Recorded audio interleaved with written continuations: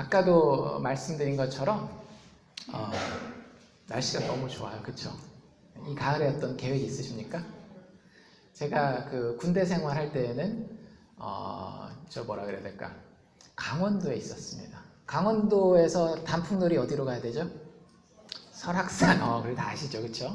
설악산으로 이렇게 쭉 가면 단풍이 너무 이뻐요. 이게 저희 부대가 그 딱 설악산 중간에 딱 있었거든요. 그래가지고 고개 하나 넘어가면 한계령 밑으로 가면 오색약수가 있고요. 거기로 해서 설악산을 쫙 올라가면 진짜 이 빨갛고 노랗고 그러면서도 나뭇잎들이 날씨가 좋을 때는 약간 반투명하게 이렇게 햇빛에 쫙 비치는 그런 좋은 계절입니다. 너무 좋은 계절, 가을이라는 계절. 뭐라고도 부르는가 하면 한국말로 천고마비의 계절이라고도 부르죠. 그렇죠? 천고, 하늘이 높고 말은 살이 찐다. 그래서 사람은 어떻게 해야 돼요? 영양식을 많이 섭취하고 체중을 좀 늘려야 되는 때입니까? 보통 천고마비의 계절에 뭐 해야 된다 그래요? 책 봐야 된다 그러잖아요. 책이랑 너무 오랫동안 담을 쌓으셨나 보군요.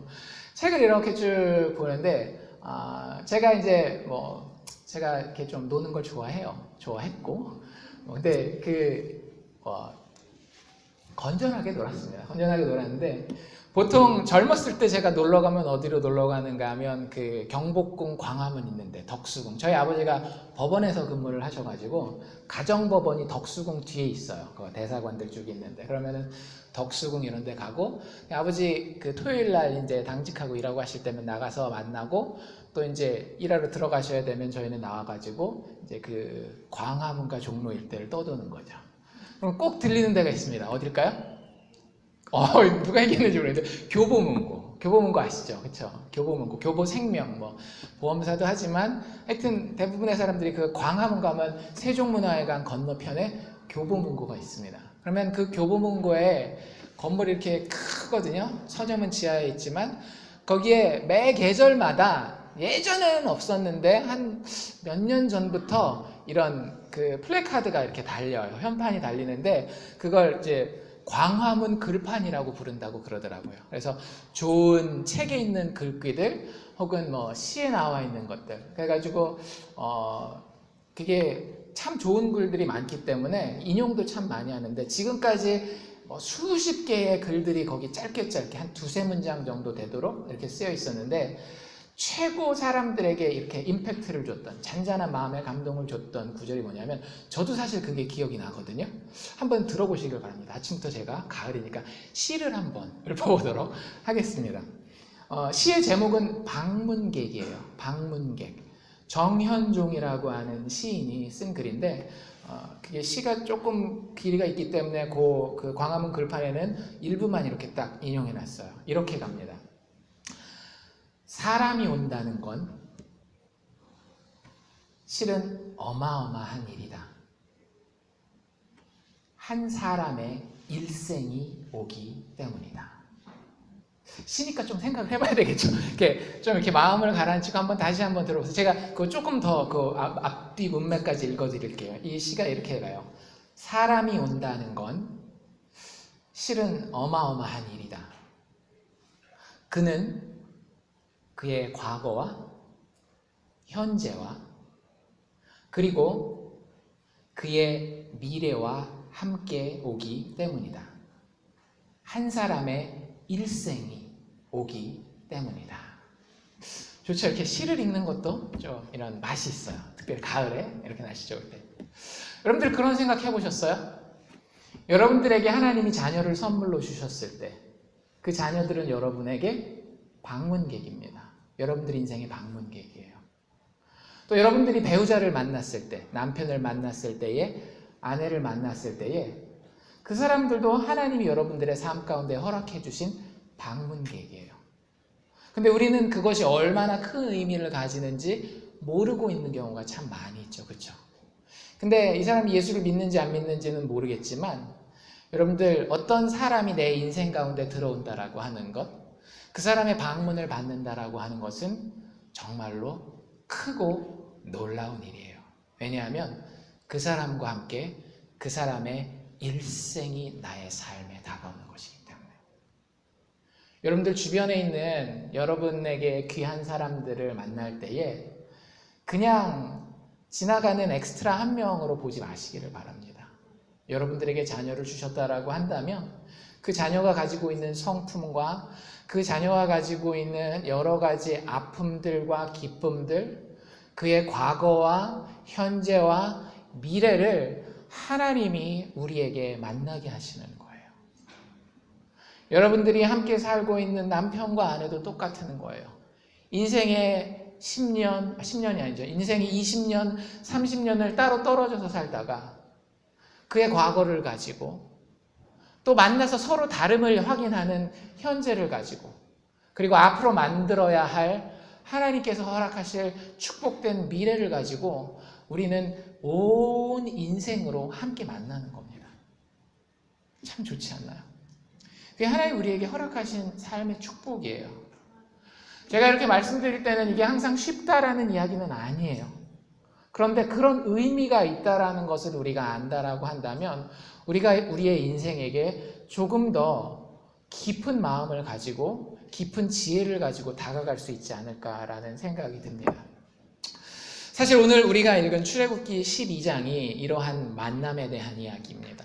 한 방문객이 이스라엘 사람들, 애굽에 있는 여러 사람들을 방문하게 돼요. 그리고 그 방문객을 맞이하는 이야기가 출애굽기 12장에 나와 있는 이야기입니다. 우리는 그 방문객이 누군지 알죠? 누구예요? 하나님이에요. 하나님이 이집트 땅을 방문하십니다. 여기 보면 들어온다라고 하는 표현을 하는데 그 하나님이 오실 때에 그 하나님을 어떻게 맞이해야 될지를 오늘 우리가 읽은 12장에 쭉 잘 설명하고 있어요. 그런데 아까 우리가 읽은 시와는 좀 다르게 조금 살벌합니다. 뭐가 있어요? 피가 있어요. 막 피가 난자합니다. 막 피가 여기저기 뿌려있고 문에 위, 양 옆에 피가 막 발리는 그런 장면이 나와요. 그렇게 아름다워 보이지는 않아요. 그런데 이 본문을 잘 제대로 읽고 제대로 이해한다라고 한다면 하나님을 모르는 사람들이 우리에게 던져줄 수 있는 인생의 만남의 감동보다도 훨씬 더 큰 감동과 의미를 우리가 깨달을 수 있다는 사실을 오늘 말씀을 나눌 때에 같이 인식했으면 좋겠다라는 생각이 듭니다. 지난주부터 우리가 계속 살펴보고 있는 건 뭐냐면 이스라엘 사람들이 430년 동안 이집트에서 종살이 하다가 마침내 하나님이 간섭하셔서 종살이에서 빠져나가게 되려고 하는, 아직 그 이집트에서 종이긴 하지만 이제 빠져나가려고 하는 그런 단계를 봤어요. 그 가운데 하나님이 기적을 베푸시는데 몇 가지 기적을 베푸셨죠? 10가지 기적을 베푸십니다. 그런데 그걸 특별히 우리가 성경에서 뭐라고 이야기를 하는가 하면 성경을 볼 때 우리 10가지 재앙이라고 얘기를 해요. 그래서 하나님이 누구에게 벌을 내리시는가 하면 이스라엘을, 하나님의 백성들을 압제했던 이집트의 왕 바로와 그 애굽 나라 전체에게 10가지 기적적인 재앙을 베풀어요. 그래서 처음에는 이집트 사람들에게 제일 중요한 나일강을 치시잖아요. 그래서 강에 생물이 살 수 없도록 피로 변하게 만들고, 그러면서 뭐 여러 가지 다른 재앙들을 쭉 하고 10번째 재앙까지 오게 됩니다. 마지막 9번째 재앙은, 10번째 재앙 바로 전에 재앙은 뭐였는가 하면 온 이집트를 캄캄하게 만드는 암흑의, 흑암의 재앙이었어요. 그리고 나서 이제 마지막 10번째 재앙을 베푸는데, 아까 저희 읽었으니까 아시겠죠? 간단하게 미리 요약해서 말씀을 드리면 하나님께서 이집트 땅을 직접 방문하시겠다라는 거예요. 방문하실 때 보통 왕이 이렇게 다니면 어떻게 해요? 막 뒤에 수행원들이 쫙 따르잖아요. 그러면 쭉 여기 이제 양옆에 집이 있다라고 한다면 하나님이 쫙 지나가시는 거예요. 여러분들이 이거 보면 막 사람들이 퍽퍽 죽어 나가잖아요. 근데 그 죽이는 건 하나님이 손도 쓰시지 않으세요. 여기 나중에 보면 나오겠지만 23절에 보면 하나님을 수행하는 천사들 중에 아마 the destroyer, 멸하는 자라고 하는 표현이 나와 있는 아마 천사인 것 같은데, 천사가 집집마다 들어가면서 각 집에 첫 번째 난 생명을 다 죽입니다. 그게 사람이 되었건 짐승이 되었건 그리고 계급도 가리지 않아요. 바로 왕궁에 있는 왕의 첫 번째 아들이 되었건, 아니면 저 구석에서 남의 집 맷돌이나 갈아주는 여종의 첫 번째 아들이 되었건, 첫 번째 아들은 다 죽이겠다라고 하나님 말씀하시고, 실제로 초태생은 다 죽게 됩니다. 짐승의 첫 번째 난 것들까지. 그런데 그것을 잘 대비하면 죽지 않는 방법이 있다라고 얘기를 하는데 참 신기하죠. 어떻게 하면 된대요? 어린 양을 한 마리 잡아서 흠없고 1년 된 수컷 양이나 염소 중에서 새끼 그 양을 잡아서 그 양을 죽이고 그 양의 피를 문설주와 문 지방에다가 발라놓으면 하나님이 지나가실 때에, 방문하실 때에 아무런 재앙이 그 집에 임하지 않을 것이다 라는 이야기를 그렇게 합니다. 그리고 실제 그런 일이 벌어져요. 애굽 온 땅에 곡소리가, 울음소리가, 사람들이 이 집 저 집 가릴 것 없이 다 장자의 죽음 때문에 울게 되는 일이 일어나게 됩니다. 여러분들 인생은 하나님의 방문을 받으셨습니까? 하나님이 여러분들 인생에 찾아오셨습니까? 하나님이 우리 인생을 방문하는 것에 대해서 여러분들 어떻게 생각하실지 모르겠어요. 그런데 하나님이 우리 인생을 방문하는 것은 그냥 사람이 내 삶에 찾아오는 것과 조금 다르기 때문에 그것에 대해서 말씀드리려고 합니다. 첫 번째, 하나님이 우리 인생에 들어오는 것은 꼭 기억하십시오. 참으로 두렵고 떨리는 일입니다. 하나님이 우리 인생에 찾아오는 방법은 여러 가지가 있어요. 가장 쉬운 거 하나만 말씀드릴게요. 여러분들 오늘 무슨 요일? 일요일, 썬데이란 말이에요. 썬데이는 공식적으로 휴일입니다. 물론 가게를 개인 사업을 하는 분들은 열 수도 있겠지만 썬데이에는 뭐 해야 되는 날이에요? 놀아야 되는 날이죠. 주중이 부족한 잠을 보충해야 되는 날이에요. 근데 여러분들 지금 어디 와 있어요? 교회에 와 있단 말이에요. 여기 교회에 나와 있는 이유는 여러 가지입니다. 그렇죠? 뭐 자원해서 기쁜 마음으로 나와 있는 분들도 있고, 가족의 요청을 이기지 못해서 나와 있는 분들도 있고, 안 나오면 좀 찜찜한 것 같으니까 그래서 나와 있는 분들도 있고, 목사가 자꾸 뭐라 그러니까 그래서 나와 있는 분들도 있을 거예요.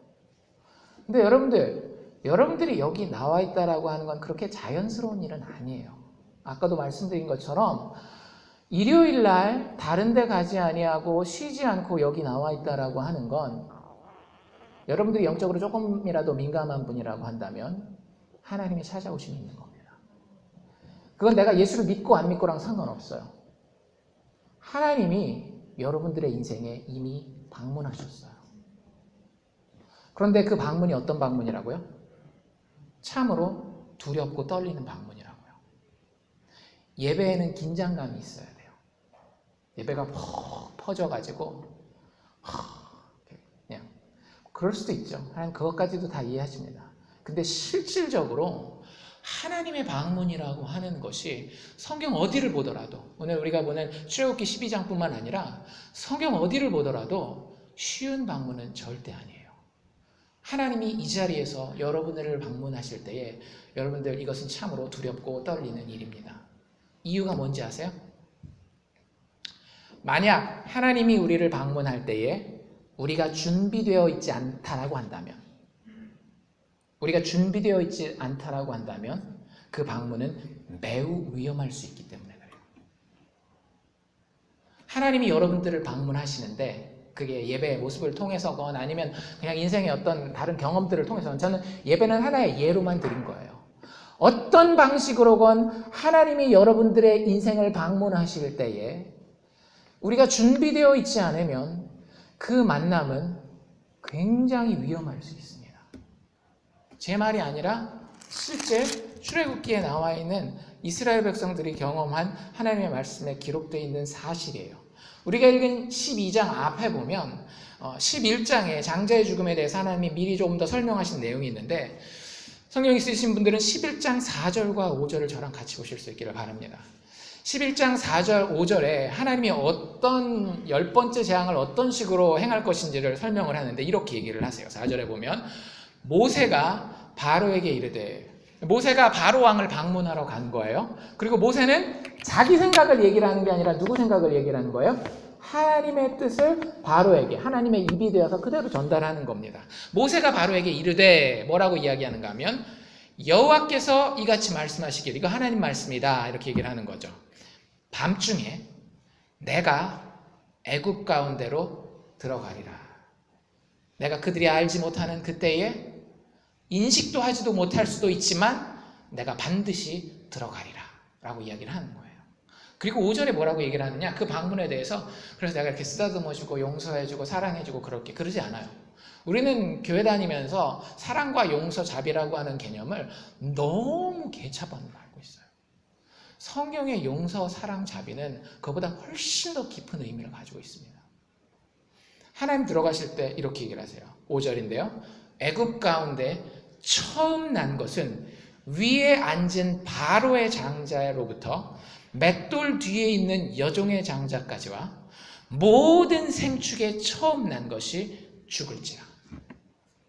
준비되어 있지 않다라고 한다면 하나님을 만나는 모든 생명은 다 어떻게 될 것이다? 죽을 것이다 라고 이야기하고 있습니다. 도대체 애굽 사람들이 어땠길래 하나님의 방문에 준비가 안 돼 있다라고 이야기를 하는 걸까요? 그 사람들이 도덕적으로 막 아무렇게나 막 강도질하고 도둑질하고 거짓말하고 사는 거? 물론 그렇게 사는 부분도 있었을 거예요. 그런데 성경을 통해서 하나님이 지적하는 애굽 백성들의 죄는 아주 분명합니다. 12장 12절로 잠깐 넘어가 보실래요? 12장 12절에 보면 하나님이 다 치시겠다라는 얘기가 또 한 번 나와요. 내가 그 밤에 애굽 땅을 두루다니며 사람과 짐승을 물어나고 애굽 나라 가운데서 처음 난 것을 다 치리라. 근데 그 다음 구절이 상당히 우리에게 이렇게 되면 준비가 되지 않는 거구나라고 하는 걸 분명하게 보여줘요. 뭐라고 돼 있어요? 애굽의 모든 신에게, 우리 지난주에 봤던 파리의 신, 개구리의 신, 여러 가지 신들 있잖아요. 애굽의 모든 신에게 하나님이 어떻게 할 것이다? 벌을 내릴 거라는 거예요. 여러분들, 애굽이 준비되지 않았습니다. 하나님이 방문하셨을 때에. 그 이유가 무엇이었는가 하면 하나님이 아닌 다른 것들을 신으로 섬겼기 때문이에요. 여러분들 인생을 한번 잘 돌이켜 보십시오. 하나님 여러분들 인생을 방문하십니다. 그때 여러분들은 과연 무엇을 신으로 삼고 계십니까? 나의 명예? 나의 물질? 심지어 나의 가족? 여러분들 그 어떤 하나님이 아닌 다른 것을 내 마음 가운데 최우선순위로 삼는 그것은 다 우상신들입니다. 하나님이 아닌 다른 것들을 신으로 섬기는 거예요. 좀 더 쉽게 설명하면 이렇게 돼요. 여러분들이 하나님을 섬기지 않는 방법에 대해서 말씀드릴게요. 하나님을 섬기지 않는 방법, 즉 하나님이 방문하셨을 때에 준비가 전혀 되지 않는 방법을 알려드리겠습니다. 어떻게 하시면 돼요? 그러면 요거 안 하시면 되는 거겠죠, 그렇죠? 첫 번째, 하나님이 아닌 것을 신으로 섬기는 방법 첫 번째는 뭐냐면 하나님을 인정하지 않고 사는 거예요. 하나님이 마치 없는 것처럼, 물론 없다라고 믿고 살 수도 있겠죠. 근데 어쨌든 자기가 하나님이 없다라고 믿건 하나님이 있는 걸 알면서도 억지로 무시하거나 아니면 다른 거에 너무 정신이 팔려가지고 하나님이 없다라고 생각하건 하나님을 인정하지 않는 것이 하나님을 신으로 섬기지 않는 것입니다. 여러분들 그렇게 살고 있다라고 한다면 하나님의 방문 때에 조심하셔야 됩니다. 그게 끝이 아니에요. 근데 두 번째, 하나님을 알고는 있지만 하나님을 사랑하지 않는 것도 하나님이 아닌 다른 것을 신으로 섬기고 있는 겁니다. 사실 우리는 이 재앙이 애굽에 사는 애굽 사람들에게만 내렸을 거라고 생각을 해요. 근데 그렇지 않습니다. 15절과 19절 우리가 읽은 그 바로 뒷부분인데 거기 보면 어떤 표현이 나와 있는가 하면 내가 그 사람을 이스라엘에서 끊어버리리라 얘기를 해요. 이스라엘에서 끊어버린다라는 건 이 사람 혈통적으로 뭐라는 얘기예요? 이스라엘 사람이란 얘기잖아요. 그런데 이 어린 양의 법규를 지키지 않는 사람은 하나님이 어떻게 하겠다라고요? 똑같이 장자의 죽음을 체험하도록, 맛보도록 처벌하겠다라고 이야기하고 계시는 거예요. 이스라엘 사람들 하나님 알았어요? 몰랐어요? 그 당시에? 알았죠? 이미 9가지 재앙을 통해서 하나님이 얼마나 위대한 분이신지 다 알고 있었습니다. 하나님을 믿는다라고 이야기했을 것이고 하나님께 예배드린다라고 이야기했을 거예요. 그런데 하나님이 어린 양에 대한 마음, 어린 양에 대한 신뢰, 어린 양에 대한 사랑을 요구했을 때에 이스라엘 사람들 중에 어떤 사람이 있을 수 있는 거예요? 하나님을 알긴 알지만 사랑하지 않는 사람들이 있었더라고요. 여러분들 교회 나오면 대부분 하나님을 압니다. 그렇죠? 아주 모른다라고 얘기할 수는 없어요. 그런데 성경은 아주 단호하더라고요. 교회 나와서 하나님 아는 것도 역시 하나님이 아닌 다른 것을 섬기는 길이 될 수 있다라고. 어떻게 하지 않으면? 하나님을 사랑하지 아니하는. 여러분들에게 물어봅시다. 여러분들 하나님을 사랑하십니까? 진심으로 사랑하십니까? 만약 대답할 수 없다라고 한다면 우리는 하나님의 방문 때에 준비가 되어 있지 않은 것이고 우리의 인생은 어쩌면 상당히 큰 위험 가운데에 위기 가운데 있는지 모릅니다. 애굽의 모든 신에게 하나님이 벌을 내리겠다라고 이야기하셨고 그 신들에게 내려지는 벌은 누구에게도 그 신을 섬기는 모든 사람들에게도 내려질 벌이기 때문입니다. 그런 의미에서 두 번째로 하나님의 방문은 이런 성격을 가지고 있어요. 하나님은 죄인의 삶에 들어오실 때에 반드시 그 죄를 심판하십니다. 여러분들 다시 한번 잘 듣고 생각해 보세요. 하나님은 죄인의 삶에 들어오실 때에 예외가 없어요. 반드시 그 죄를 심판하십니다. 그럼 제가 이렇게 한번 물어봅시다. 여기 죄인이 아닌 분들 한번 손 들어보세요. 저는 손 들었습니다. 저희가 죄인인 거 알거든요. 여러 가지 면에서 아주 못된 놈이라는 거 알고 있어요. 죄인이 아니라고 이야기할 수 있는 사람은 사실은 특별히 하나님 기준에서는 없습니다. 그러면 하나님이 우리의 삶에 찾아오셨을 때 반드시 어떻게 하신다라고요? 심판하신다라고요. 우리 맨날 교회 다니면서 어떤 거 배워요? 이런 거 배우잖아요. 하나님은 사랑이시라. God is love. 하나님 용서하시고 자비를 베푸시고. 쪼잔하게 그거 하나 용서 못 해주시는 거예요? 우리 하나님이? 내가 좀 거짓말하고 내가 좀 욕심 부리고 내가 좀 화내고 그거 그냥 하나님 사랑이신데 확 용서가 안 되는 거예요? 예, 용서가 안 됩니다. 용서하셔서는 안 돼요. 하나님은 하나님의 속성 자체가 하나님의 정의 자체가 반드시 죄를 심판하셔야 돼요. 죄에는 대가가 있고요. 그 죄의 대가를 치르지 않으면 정의라고 하는 것은 구현되지 않아요. 이건 하나님만 가지고 있는 개념이 아니라 우리도 똑같이 가지고 있는 개념입니다. 여러분들 누군가가 여러분들에게 잘못했어요. 심지어는 그게 가족이라 할지라도 여러분들 대가를 치르기 원치 않으세요? 왜 부부싸움해요? 왜 부부싸움해요? 우리 속담에 그런 게 있죠. 손바닥도 마주쳐야 소리가 나는 거예요. 부부싸움에는 일방적인 원인 제공자는 없습니다. 항상 뭐 조금 더 하고 덜 하고 이런 거 우리가 그렇게 따질 뿐이지 부부싸움에는 일방적인 원인 제공이라고 하는 건 없어요. 그럼 여러분들 왜 그런 일이 서로 간에 이렇게 벌어지는 거예요? 뭐 누군가 시작은 했다라고 합시다. 알고 할 수도 있고 모르고 할 수도 있어요. 나한테 자존심이 상하게 하는 말을 했어요. 당신이 학교를 그딴 식으로밖에 못 다녔으니까 그러지. 만약 이 말을 들었어요. 여러분들이. 와, 그러면은 여러분들 그렇지 뭐 내가 뭐 고등학교 때 좀 성실하지 못해서 뭐 아내가 남편이 나에게 하는 그 얘기 다 맞지 뭐 그래 뭐 이렇게 생각하세요? 그런 분이 계시면 진짜 성인군자이십니다. 그럼 바로 뭐 나오는 거예요? 배우자의 학력을 다 까기 시작하는 거죠. 초등학교 때 성적표부터 자기가 아는 모든 정보를 동원해서 그 사람에게 뭘 하게 해요? 대가를 치르게 해요. 그러면 반대쪽에서는 또 어떻게 해요? 여전히 자기가 가지고 있는 카드가 있으면 계속 날리죠. 대학교 때 성적부터 시작해서 땡땡이 쳤던 거 막 날리다가 카드가 다 떨어지면 어떻게 해요? 종목을 바꿉니다. 당신 부모님들, 이게 끝이 있어요, 없어요? 없어요. 근데 왜 꼭 그렇게 해야만 됩니까? 내가 못돼 먹어서?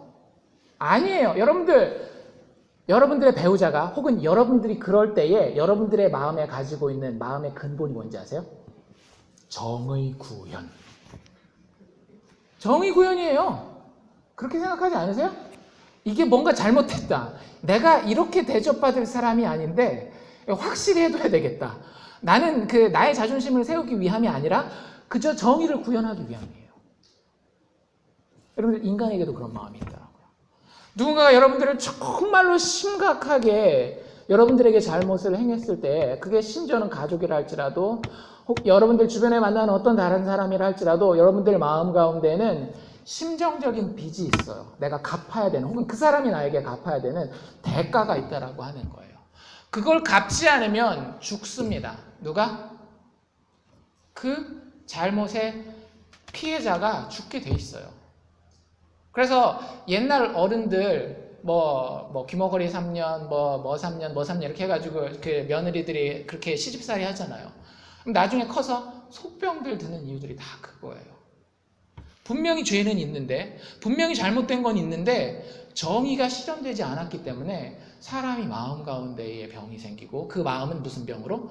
육체의 병으로 드러나는 겁니다. 여러분들 일하면서 스트레스 받으시죠? 왜 스트레스 받으세요? 정의 구현이 안 되면 스트레스 받는 거예요. 여러분들 주변에 보세요. 12시간, 13시간, 20시간씩 일해도 스트레스 안 받는 사람들이 있어요. 어떤 사람들인지 아세요? 스타트업 비즈니스 하는 사람들. 나이 한 20대, 30대 딱 돼가지고 자기 비즈니스 아이템이 있어가지고 그거 가지고 내가 딱 하면은 결과가 팍 온다. 이게 있으면 스트레스 안 받아요. 열심히 20시간씩 하루 일합니다. 여러분들이 스트레스 받는 이유는 뭔지 아세요? 일하면서? 내가 충분히 노력하고 충분히 내 할 일을 했는데 과정이 잘못됐던지 아니면 내 주변의 사람들이 잘못되어서 정의가 구현되지 않는 거예요.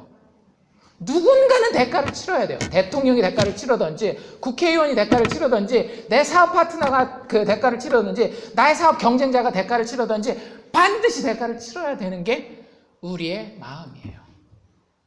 여러분들 우리가 이렇게 심정적으로만 정의 구현을 원하는 것은 아닙니다. 더 나아가요. 우리는 사회적으로도 사회적인 그 죄의 대가를 반드시 치르기를 원합니다. 안 그러면 사회가 그 대가를 치르게 되기 때문에, 그리고 나는 그 사회의 일부분으로서 그 대가를 같이 치르기 때문에. 이게 무슨 얘기냐면 어떤 사람이 진짜 나쁜 죄를 범했어요. 강간에 살인에 이렇게 막 죄를 지었다라고 해봅시다. 근데 재판을 했는데 재판장이 그리스도인이에요. 교회 다니는 사람이에요. 우리가 서로 사랑하고 용서해야 되고 그러니까 땅땅 서로 용서합시다. 그리고 그 사람이 실제 그 재판정에 나와가지고 I'm sorry, 제가 잘못했어 이렇게 얘기를 했어요. 그러면 여러분들이 재판관이라면 용서하시겠어요? 여러분들 용서 못합니다. 우리 마음에 분노가 일어나요. 작년이었는지 올해였는지 그 미국의 유명한 대학 중에 스탠포드라고 하는 대학이 있잖아요. 그 대학에 브록 터너라고 하는 남자애가 있었어요. 근데 걔가 수영 선수예요. 집안도 뭐 나름대로 아이비리그에 버금가는 서부에 있는 학교잖아요, 스탠포드가. 근데 걔가 캠퍼스에서 술 취한 여자애를 발견하고 성폭행을 합니다. 재판을 받으러 갔어요. 얼마나 여러분들 실형을 살리면 되겠습니까? 여러분들이 재판관이라면. 보통 미국의 평균적인 그 강간에 대한 그 센텐스, 그 형량이 한 10년 정도 돼요. 그 위아래로 되거든요. 이 친구가 얼마나 받았을까요? 6개월. 그리고 형을 모범적으로 살아서 3개월 만에 나왔습니다. 지난주에. 아름다운 사회죠? 기분 좋으십니까? 브록 터너가 누군지도 모르지만 그 뉴스를 보는 순간 여기서부터 뭔가 불끈 올라오지 않으세요? 미국 애들도 댓글 달아놓은 거 보면 가관이에요. 별의별 얘기를 다 해요. 분노가, 사회의 분노가 거기 다 쏟아져 있어요. 왜? 잘못에는 대가가 있어야 하는 걸 알기 때문에. 여러분들 누가 그 대가를 치러요? 걔가 3개월 딱 살고 나오면 피해자. 야, 네 몸값은 3개월치밖에 안 돼. 그 여자 평생 어떻게 살겠어요? 그 가족은 또 어떻게 살겠어요? 그리고 그 주변에 있는 여자들은 자기에 대한 어떤 가치관을 가지고 살아가겠느냐라고. 사회 전체가 그런 대가를 같이 치러야 되는 거예요. 그놈이 치르지 않으면. 그걸로 끝나는 줄 아세요? 만약에 그렇게 해서 풀어주잖아요? 그러면 여러분들 강간범이나 사기범들은 재범률이 높아요. 왜 그런지 아세요? 특히 한국에서 그래요. 미국은 조금 덜하지만 한국 같은 경우는 재범률이 다시 그 똑같은 범죄를 사기친 사람이 사기를 또 쳐요. 들어갔다 나오고 나면. 강간했던 사람들이 또 나와서 또 성범죄를 저질러요. 왜 그런지 아세요? 특별히 한국에서. 처벌이 너무 약해요. 잘 생각해 보세요. 사기친 사람들이 10억을 해먹었어요. 10억을. 한국은 10억인지 지금은 돈도 아닌데 어쨌든 그냥 10억 해봅시다. 10억 하면 별거 아니지만 영어로 따지면 1 밀리언 달러예요. 1 밀리언 달러. 10억을 해먹었어요. 여러분들 몇 년 동안 뼈 빠지게 일하시면 10억, 1 밀리언 달러 버시겠어요? 한 5년? 한 5년 열심히 일하면 밀리언 가뿐하시죠? 아니잖아요. 근데 경제사범들 들어가는 거 보면 5년, 7년, 10년 그래서 다 나와요. 해볼만 하지 않습니까? 아니 여기 이민사회에서 돈 벌기 위해서 주유소에서 밥 먹고 잠자고 해가지고 막 시간당 8불, 10불 받아가지고 막 해가지고 해도 그 밀리언 벌기 쉽지 않은데 교도소 들어가면은 공짜밥 먹여주지. 요즘에는 교도소 또 잘 돼 있는 데들도 있잖아요. 막 친구들 사귀고 운동 시간 때 운동 다 해주지. 10년 동안 딱 그러고 나와서 밀리언 달러. 괜찮지 않나요, 지금? 그러니까 나오면 또 어떻게 하는 거예요? 그 다음 건 또 하는 거예요. 그 대가 누가 치러요? 그놈이 제대로 다 안 치르기 때문에 온 사회가 같이 치르는 거예요. 뭔 얘기인지 아시겠죠? 여러분들 우리는 죄를 아무렇지도 않게 생각해요. 내가 거짓말 한마디 하는 거, 다른 사람 무시하고 교만하게 인생을 사는 거, 막 분노해서 내가 있는 거 막 성깔 있는 대로 다 부리는 거, 그거 아무렇지도 않게 생각하는데요. 그렇지 않아요. 거기에는 여러분들이 진 빚이 있는 거예요. 우리가 죄인으로서 진 빚이 있더라고요. 그리고 제3자가 그걸 볼 때는 마음에서 분노가 부글부글 끓어와요. 완전하지 못한 정의에 대한 감각을 가진 우리 인간도 거기에 대해서 하물며 그렇게 분노가 부글부글 끓어오르는데 완전한 정의에 대한 감각을 가지시고 그 정의에 대해서 책임을 지셔야 되는 하나님께서 그 죄를 볼 때에 분노하시겠냐라고 안 하시겠냐고요. 그 빚을 갚으셔야 되겠냐라고요. 안 갚으셔야 되겠냐라고요. 모든 죄는 하나님이 아닌 나를 중심에다가 놓을 때 시작되는 거예요. 내가 그 여자의 몸을 그렇게 함부로 다룰 수 있는 이유도 하나님이 중심이 아닌 내가, 나의 육신의 쾌락이 인생의 중심이 있기 때문에 그렇게 할 수 있는 거예요. 내가 거짓말할 수 있는 이유도 그 사람이 어떤 피해를 보건 나에게는 유익이 떨어지기 때문에 거짓말할 수 있는 거예요. 내가 사람을 죽일 수 있는 것도 그 사람을 죽임으로 인해서 내가 얻게 되는 유익이 더 크기 때문에 그러는 거라고요. 내가 중심이 되는 거예요. 그게 다 죄입니다. 우리가 이야기하는 법에서 정하는 죄들은 그 하나님을 중심에 두지 않은 것에 대한 결과물들일 뿐이라고요. 그런데 우리가 그렇게 죄인 되어서 하나님을 우리의 인생의 마음의 중심에 두지 아니하고 하나님의 방문을 받을 때에 우리는 두려워해야 된다라고 하는 거죠. 다시 물어봅시다. 여러분들 마음의 중심에 하나님이 정말 계십니까? 여러분들 주변에 계시는 하나님 말고 여러분들 마음의 중심에 내가 내 목숨을 내려놓아도 내 가정을 포기한다 할지라도 하나님 당신 신뢰할 수 있기 때문에 당신의 정의가 정말로 바른 정의임을 알기 때문에 하나님 가운데 두고 내가 모든 것 다 내려놓을 수 있겠습니까? 여러분들 스스로에게 물어보시라고. 여러분들이 그 대답에 대해서 하나님 자꾸 그런 거 물어보지 마요. 귀찮아요. 괜히 부담스럽네요. 라고 얘기를 하신다면 여러분들 정말 심각한 위기 가운데 있는 겁니다. 정말 심각한 위기 가운데 있는 거예요. 하나님 여러분들을 찾아오셨고 그 가운데 여러분들이 준비되어 있지 않기 때문입니다.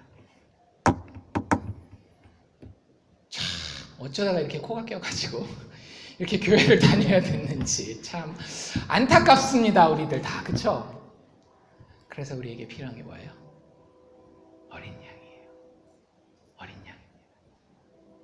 어린 양이 그게 뭐 힘도 없고 어리석고, 응?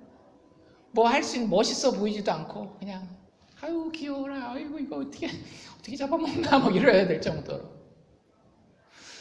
여러분들 거기에 우리의 소망이 있다는 거 아세요? 하나님이 애굽을 방문하셨을 때에 모든 인간들은 사실은 다 죽었어야 해요. 그런데 여전히 이 이야기를 보면 여전히 살아남은 사람들이 있습니다. 그리고 더 놀라운 건 뭐냐면 이 재앙 가운데에 살아남은 그 사람들은 하나님이 제공하시는 축제를 누리게 돼요. 참 패러독스죠, 그렇죠? 재앙의 하나님을 준비 가운데 만난 자들은 재앙과는 아무 상관이 없이 살아남을 수 있을 뿐만 아니라 축제의 삶을 살게 됩니다. 여러분들 이런 삶을 살기 원하지 않으세요? 우리의 삶에 하나님이 원래 의도하신 축제와도 같은 삶이 있어요. 어느 정도 축제였는가 하면 여러분들 저희 이 알칸사의 유니버시티 오브 알칸사 그 풋볼 팀 있잖아요. 여기 경기하면 어때요? 막 쫙 그날 저희 애들 시험 보러 가는 날이라 가지고 아침 일찍 이렇게 가는데 다행히 반대서 오는 차들이랑 안 막혔는데 막 줄이 쫙 서 있어요. 그 스테디움 들어갔는데 아시잖아요. 지면 어때요? 사람들이 코가 쭉 빠져요. 이기면 어때요? 난리가 아니에요. 자기가 이긴 것도 아니면서 자기가 뛴 것도 아니면서 너무너무 기뻐요. 여기 살아남은 이스라엘 백성들이 그 기쁨을 느낍니다. 그 당대에 가장 큰 나라가 어떤 나라였어요? 애굽이었단 말이에요. 이집트였단 말이에요. 그런데 그 나라랑 싸워서 이길 수 있는 나라는 그 당시에 없었어요. 오로지 누구만? 하나님의 나라 이스라엘만 그 당시에 가장 강력했던 애굽과 싸워서 그들이 떠날 때에 야 내놔 하면 어떻게 했어요? 이 성경 보세요. 얼마나 재밌는지. 야 내놔 하면 애굽 사람들이 다 어떻게 했을까요? 여기 목걸이, 여기 귀걸이, 여기 코걸이 다 띄워줘요. 그런데 이게 그리스도인의 삶이라고요. 이게 그리스도인의 삶이에요. 축제와 승리를 만끽하는 삶. 여러분들 진짜 그 삶을 살고 있습니까? 아니면 여전히 여러분들의 학업 가운데에, 여전히 여러분들의 가정을 만들어가는 데에, 여전히 여러분들의 사업을 이끌어가는 데에 조금 이기고 지고 막 이러는 것 같지만 축제보다는 안절부절 못하는 불안감만 있는 그런 삶을 살고 있습니까? 여러분들, 나는 지더라도 하나님은 절대 질 수 없어요. 어린 양을 통하여서 하나님을 받아들인 자는 하나님이 정말로 좋은 방문자가 되는 사람의 삶에는 대적이 없습니다. 여러분들 그것을 위해서 우리에게 필요한 것이 우리의 유일한 소망이 바로 여호와 하나님의 은혜로운 구별하심이에요. 실제로 11장에 보면 11장 7절에 뭐라고 되어 있는가 하면 그러나 이스라엘 자손에게는 사람에게나 짐승에게나 개도 그 혀를 움직이지 않으리니 하나님 절대 건들지 않겠다라고 얘기를 하면서 이렇게 7절을 마무리합니다. 11장 7절인데요. 여호와가 애굽 사람과 이스라엘 사이에 구별하는 줄을 너희가 알리라. 하나님이 재앙의 그 자리에서 하나님의 백성은 구별하신다는 거예요. 여러분들 인생의 유일한 소망은 여기에 있습니다. 인생의 소망이 여러분들이 재정적으로 넉넉해지는 데 있지 않고요. 여러분들의 몸의 건강을 잘 유지하는 데 있지 않고요. 자식들을 잘 키우고 가정을 아름답게 꾸미는 데 있지 않아요. 그게 나쁘다라는 게 아니에요. 소망을 얘기를 하는 거예요. 가장 궁극적인 근원과 능력이 어디 있냐라고 하는 거예요. 여호와 하나님의 은혜로운 구별하신 가운데 있는 거예요. 여러분들은 어떻게 그렇게 구별되실래요? 나는 이스라엘이야. 나는 하나님의 백성이야. 이스라엘 백성들 착각하는 사람들이 있었어요. 자기가 혈통적으로 이스라엘이면 그냥 다 하나님이 자기를 구별해주는 아는 사람들이 있었다라고요. 우리식으로 얘기를 하자면 교회 그냥 다니면 하나님이 나를 다 그냥 구별하는 줄 아는 사람이 있었단 말이에요. 그렇지 않다라고 제가 말씀드렸잖아요. 15절에 보면 유교병을 먹는 자, 하나님 앞에서 어린 양의 피로 준비되지 않은 자는 이스라엘 가운데서 내가 끊어버리리라. 교회에 다니는 것이 하나님 앞에 은혜로 구별되는 방법이 아니에요. 이스라엘 백성들이 하나님 앞에서 하나님의 구별된 백성으로 따로 떼임받을 수 있는 유일한 이유는 뭐였는가 하면 피의 증거가 있었기 때문입니다. 어린 양의 피. 그래서 이스라엘을 가리키는 다른 표현은 이렇게 표현할 수 있을 거예요. 피의 증거가 있는 사람. 여러분들에게도 묻고 싶습니다. 여러분들 교회 다니는 사람입니까? 이거 묻고 싶지 않아요, 목사로서. 얼마든지 교회에 와 있을 수 있으니까요. 여러분들에게 예수 그리스도의 피의 증거가 있습니까? 내가 피 흘려야 하는 그곳에 그분이 나를 위해서 피 흘린 그 핏방울이 내 몸 가운데 다 튀겨있는 그런 삶을 살고 있습니까? 그래서 내가 분노해야 할 그때에 그 핏방울을 보고 나의 분노를 잠재울 수 있는, 내가 보복하고 싶을 때에 내 얼굴에 뿌려져 있는 그 피를, 어린 양의 피를 거울로 확인해가면서, 성경이라는 거울로 확인해가면서 그가 나를 위해 이렇게 피 흘리셨다라고 한다면 내가 보복하지 않고 나의 복수를 하나님께 맡겨드립니다.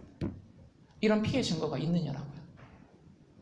아니면 그저 하나님한테 뭔가 떡고물 떨어질 일만 그냥 이렇게 기다리고 있는, 피의 증거는 전혀 없는, 그저 육신의 할례만 있는, 교회만 다니는 그런 사람은 아닌지.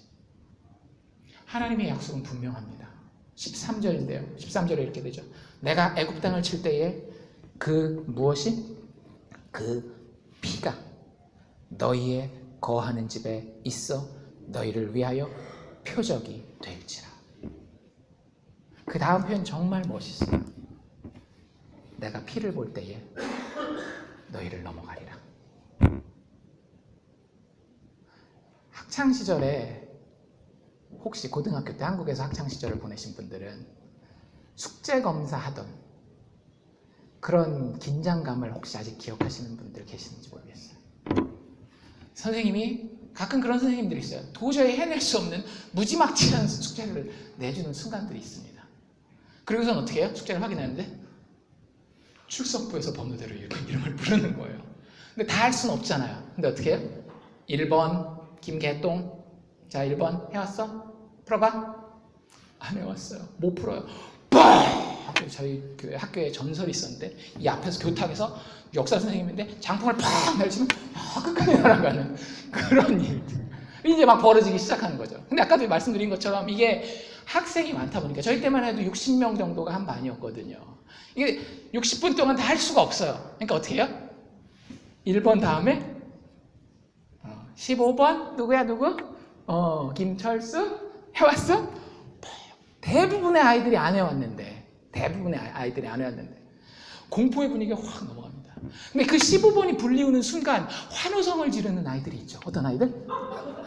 2번부터 14번. 와! 그걸 전문 용어로 뭐라 그러는가 하면 6월이라고 얘기합니다. 6월이 지금 10월인데, 아니 그게 숫자 말고 이게 넘을 유, 지나갈 월 이런 뜻이거든요. 그래서 영어 표현에는 pass over라는 단어가 있어요. 영어 표현에 제가 방금 읽은 내가 피를 볼 때에 너희를 넘어가리라 이런 표현이 있다라고 그랬잖아요. 영어 표현에 뭐라고 돼 있는가 하면 When I see the blood, I will pass over you. 내가 너를 넘어가리라. 당연히 장풍 한 방 팍 맞아야 되는데 어떻게 했어요? 넘어갔어요. 왜 넘어갔어요? 운이 좋아서 넘어갔어요. 근데 하나님 앞에서는 운이 통해요, 안 통해요? 여러분들 꼭 기억하십시오. 하나님 앞에서는 운이 통하지 않습니다. 뭘 보면 알 수 있어요? 여러분들이 뭐라 그러더라도 저는 분명하게 여러분들의 의견을 다 반박해 놓을 수 있어요. 여러분들 다 죽을 거잖아요. 그렇기 때문에 하나님 앞에서 넘어가는 번호는 없어요. 근데 단 한 가지 조건 뭐가 있더라고요? 피를 볼 때. 우리 그런 표현 많이 쓰잖아요, 한국 사람들. 피를 봐야 되겠어, 꼭? 이거 뭐예요? 대가를 치르게 한다는 거예요. 하나님 그 대가를 치른 것을 보셨기 때문에 넘어가는 거예요. 네가 그렇게 못됐어? 네 성격이 그렇게 못났어? 당연히 대가를 치러야지. 대가 어디 있어? 여기 어린 양의 피요. 어린 양이 나를 위해서 대신 죽어주고 피를 흘려줬어요. 그걸로 그래서 내가 하나님의 심판이 겁나서 내 온몸에, 내 온 가정에 덕지덕지 발라놨어요. 피의 증거와 피의 표적이 여기 있습니다. 라고 이야기하는 그 사람을 하나님은 어떻게 하시겠다라고요? 유월, 뛰어넘어 가시겠다라고 하는 겁니다. 사실 구약시대 때 어린 양의 의미는 좀 희미하게 나와 있어요. 도대체 그거 조그만 그 양 한 마리 죽여가지고 그게 진짜 효과가 있을까? 그런 생각을 해요. 그런데 신약으로 넘어오면 그 어린 양이 무슨 이야기인지, 어린 양의 의미가 무엇인지, 어린 양의 실체가 무엇인지가 분명히 나옵니다. 하나님께서 친히 우리와 똑같은 육체를 입고 이 땅에 내려오셨어요. 여러분들 혹시 이런저런 교회 돌아다니시다가 예수님이 이 땅에 유령으로 오셨다라고 이야기하는 교회들이 있습니다. 그냥 하나님이시기 때문에 어떻게 우리와 같이 이런 더러운 육신을 입느냐, 그래서 그냥 영혼으로만 유령으로 오셨다라고 이야기하는 사람들이 있어요. 여러분들 그건 이단입니다. 적그리스도예요. 그거는 절대 성경의 복음과 합치될 수가 없어요. 왠지 아세요? 하나님은 반드시 우리가 똑같은 육체를 입고 이 땅에 오셔야 돼요. 왜? 아까 얘기한 대가를 치러야 되기 때문에. 우리가 똑같은 육체를 가지고 똑같은 눈물을 흘리며 똑같은 고통을 당하면서 우리의 대가를 치르게 하시기 위해서는 다른 방법이 없어요. 하나님이 육체를 입고 오셔야 되는 거예요. 그 예수님을 봤을 때에 세례 요한이 뭐라고 얘기를 하죠? Behold, 보라, 세상 죄를 지고 가는 하나님의 어린 양이로다. 여러분들 예수님은, 여러분들 교회 대충 다니셨으면 그냥 예수님 착한 사람, 도덕적 모델 이렇게 생각하시면 착각이에요. 예수님은 내가 치러야 되는 대가를 실제 치르신 분입니다.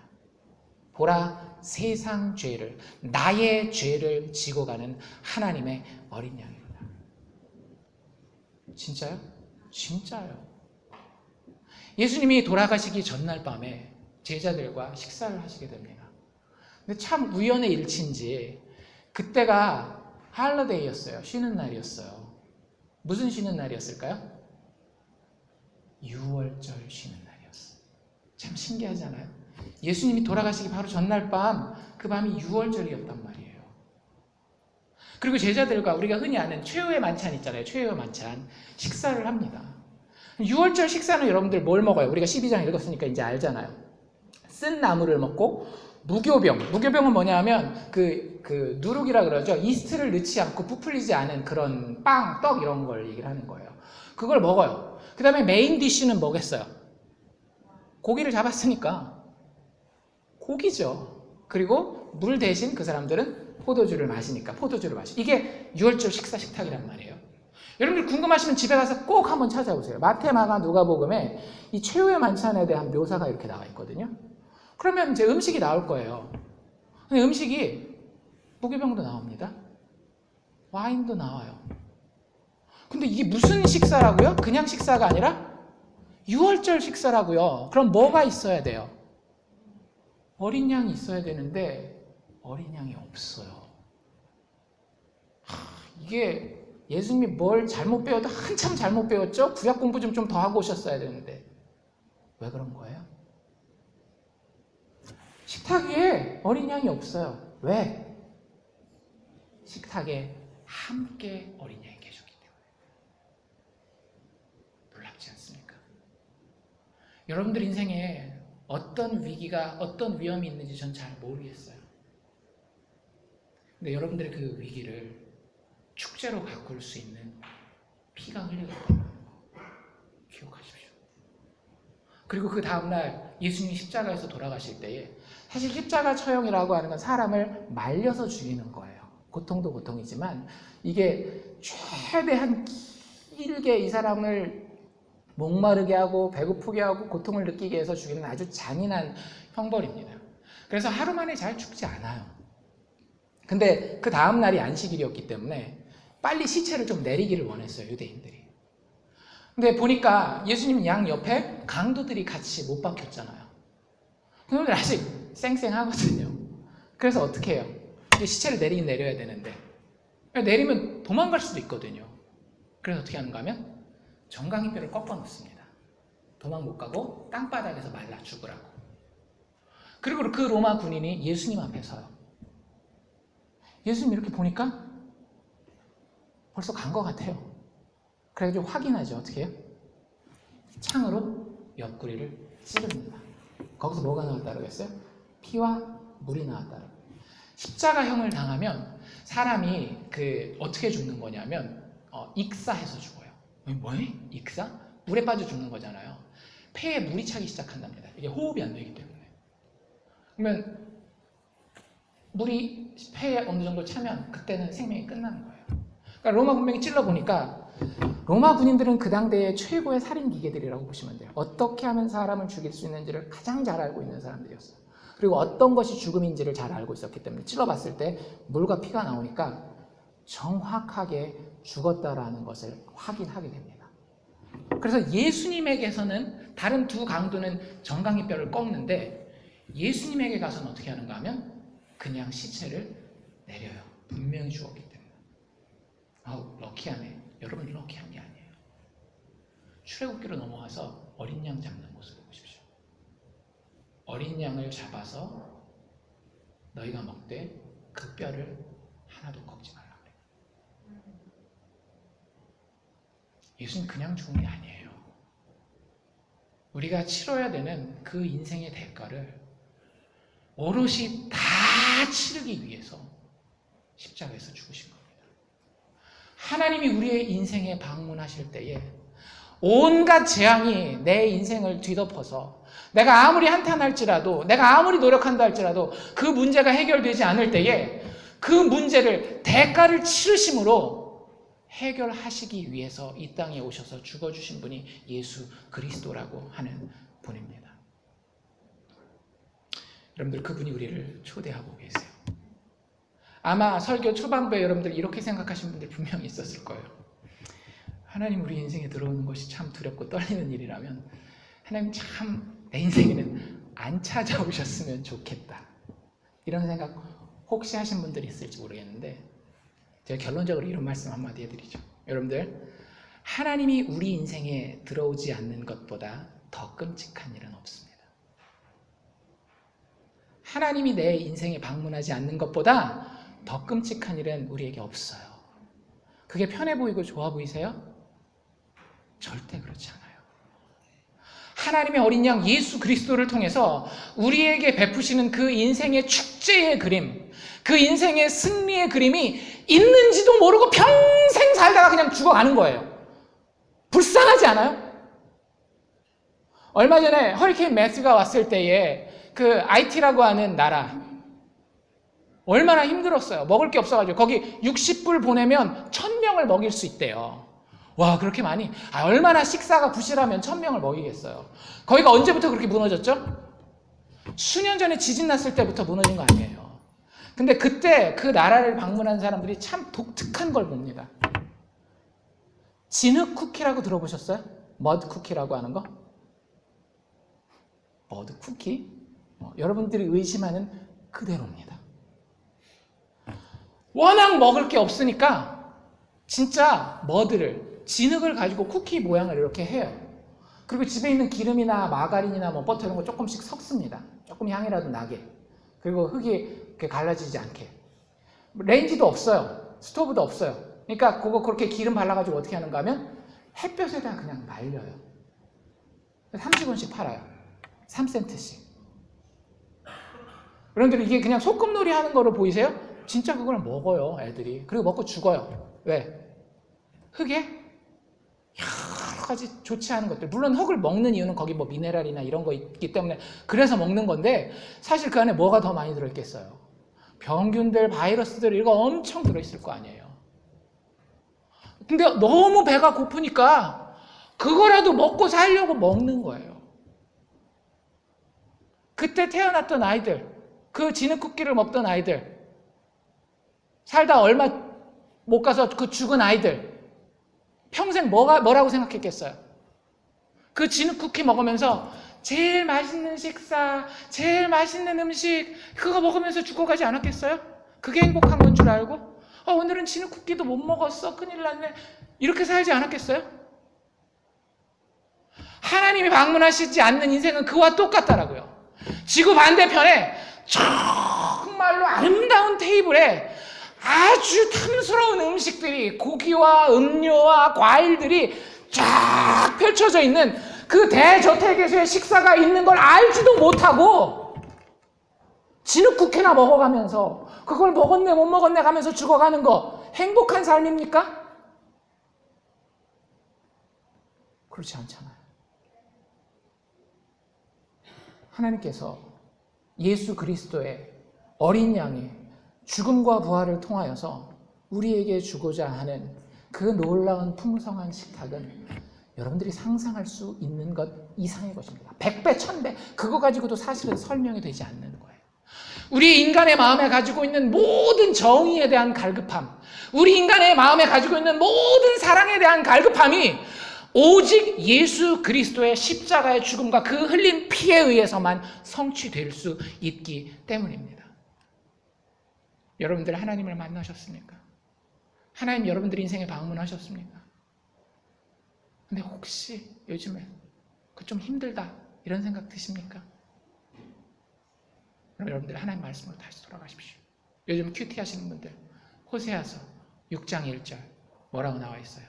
오라 우리가 여호와께로 돌아가자. 여호와께서 우리를 찢으셨으나 도로 낫게 하실 것이다.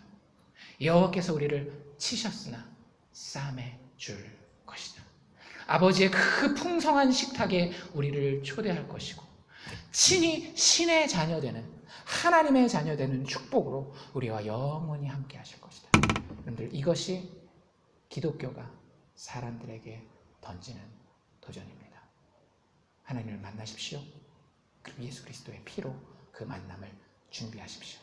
기도합시다.